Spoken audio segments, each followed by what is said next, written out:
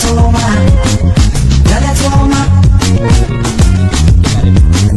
Galatoma, Galatoma, Galatoma.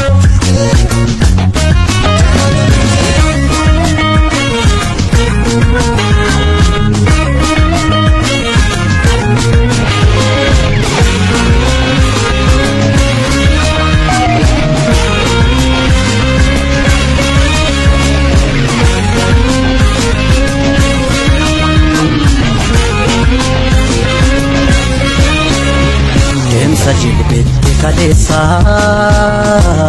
Dagundu kananga gae Kabanne demna har'a Sinto dadabbatanu ta'e Teessoo ulfina sabaaf maluuf Qoluuf hiraara nurra Ifa nu baasuuf jecha kan taatan aarsaa nurra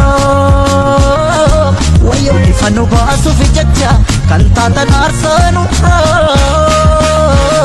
Siniin nuqsonaa'e tole qabsoon keenya Sintu bareegame kanu marguun keenya Siniin nuuf milkaa'e tole qabsoon keenya Sintu lubbuun darbe alaa galuun keenya Galatooma, Galatooma, Galatooma, Galatooma,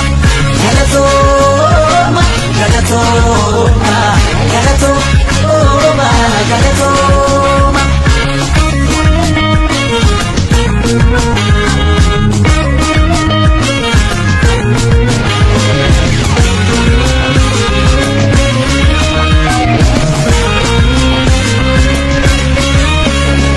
Guyyaa gurraacha'e ifa cillaa qufatu nu nyaate raseene nuyi abidii kutu Sintu wareegame nu bobbate keessa kufeen kufu kan dhugaaf dhaabbatu haqa isaaf falmatu kufeen kufu badeenaafu kan dhugaaf dhaabbatu haqa isaaf falmatu Galatooma, Galatooma, Galatooma, Galatooma.